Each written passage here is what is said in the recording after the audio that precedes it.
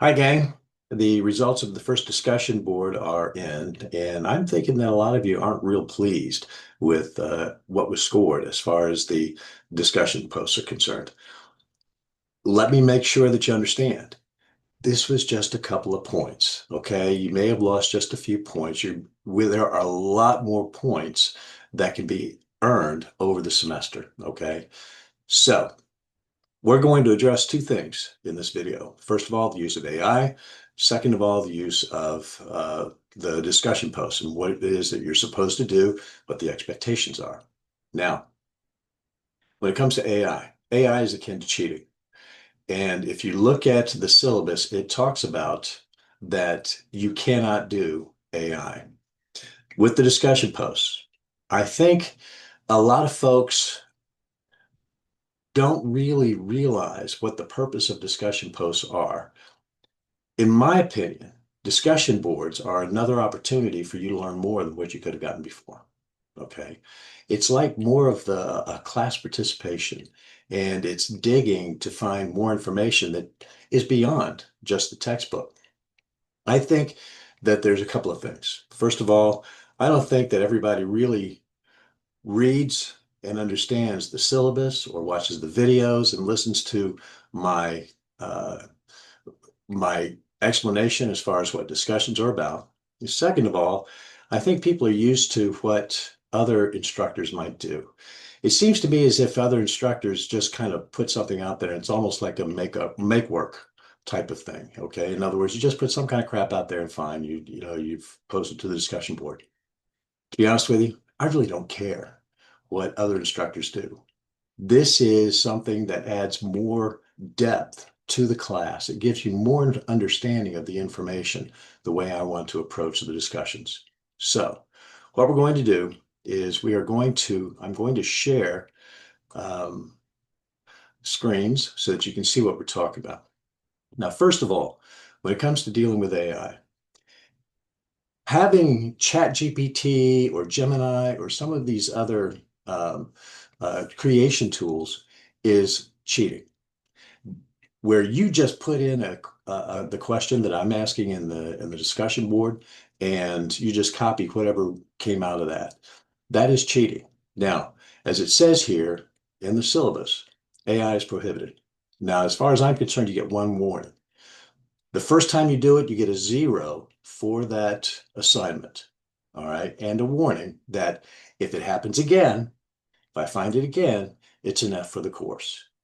The reason for that is because I'm trying to help you learn more than what you could have had before. And I'm also trying to help you with writing. So for me to help you do those things, you can't utilize a chat GPT to actually answer the questions and things. So AI is prohibited. Now, when it comes to discussions, you'll see here where it says that initial posts should be complete, include outside sources that support your assertions. Okay, in other words, prove what it is that you're saying as far as what you're posting in your initial post, and make for substantial responses to others. And then you have the minimum, which is substantial responses to a minimum of three others posts, where you are expanding on what they're saying. You're bringing in new information, new sources, and you're helping not only yourself to learn, also others. You're furthering the learning in the entire class. You see, the thing I require is too many times people have a tendency to try to do the minimum. Okay. Now, let me tell you something. If you want to do the minimum, that's fine. Okay. If you're happy with like 5 or 6 points or 7 points out of 10, I don't have a problem with that. That's up to you. You have the opportunity also, if you go well above and beyond, to earn extra credit on these things. All right. So remember, meeting only the minimums is average, and that results in a C grade. C grades are average. All right. And all you do is meet the minimum. It's a C, like maybe 6 or 7 points out of 10. That's it. And if you're happy with that, fine, go for it. The thing is, if you really want to grow, if you really want to learn more, I suggest that you go further than just the minimum. So you have the minimum that's on there. Now let me show you what we mean by that will help you with understanding what needs to happen. Don't think a lot of people really watched or looked at the rubric that goes along with discussion boards. I just picked one out of random. If you go to the little dots, okay, here in the upper right-hand corner, and show rubric, what you'll do is see the rubric that goes along with the discussions and how they're going to be judged. So you have timeliness, writing, relevance, quality of responses, and contribution to the learning process. And you can see how you actually earn the points for each of those things. So for example, in timeliness, on time, always before the end of the day, routinely exceeds posting requirements. All the way down to 0, out of 2 points, post late or fails post minimum. Have writing. You have to write well. Okay. You have the relevance of the initial posting. Quite pertinent. Encourage expanded exploration. References required readings and possibly other sources of material. All the way down to doesn't really adequately address things. You have quality of responses. So in other words, states the position, provides support for the position. In other words, other sources and things. All the way down to very brief, just merely agree or disagree.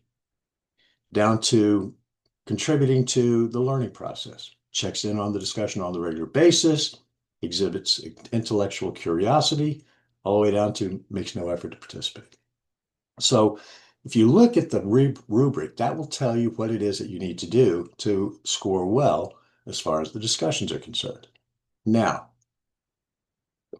excuse me, if you look at, this is an example from a previous class, okay? And this is somebody who did a really lousy job as far as their discussion posts are concerned. Here's that person's initial post. You can see it's just a few sentences. And then the responses, minimum of 3 responses. Okay, I agree with you. I love that you did this. I agree with what you did. I like your post. These things do nothing as far as advancing the conversation. And let me tell you something else, folks. No one cares if you like or don't like somebody's post. That's all there is to it. So you need to go beyond just these simple things here. Now, here's an example of someone who did a good job. Now, this is their initial post, and you can see that this one was okay. I wish that they had provided other new information and sources to go along with it. The thing is, if you look at their responses, here's the response, and it had more information and a couple of sources that go along with it. Another response that had some new information and some sources. Another one, and then there were actually a couple more down below it. This person actually earned extra credit because they had gone above and beyond some of the things.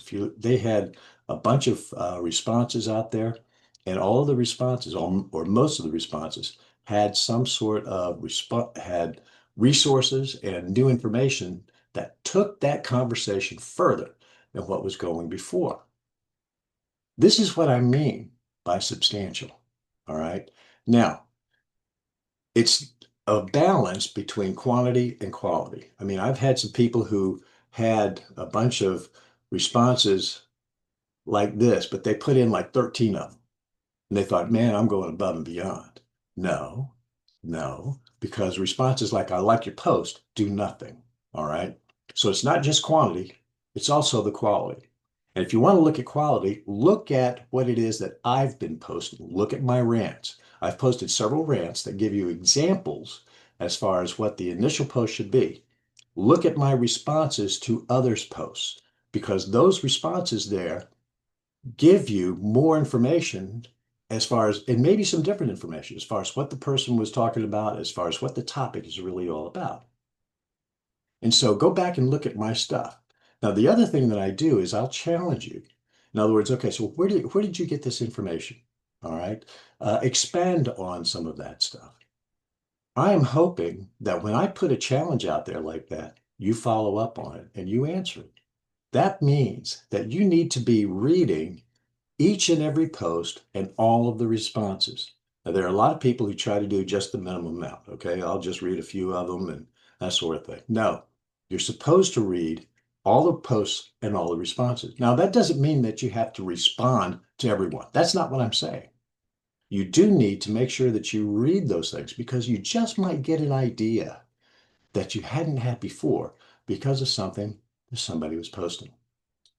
So these are some things to think about as far as the discussion posts are concerned. Again, I would love to see much more effort put into the discussion where you're bringing in new information. You have new articles that people can access and read for themselves. That is what I hope. Or you can just do the minimum. That's fine if that's what you prefer. Just understand that that is going to impact your overall grade.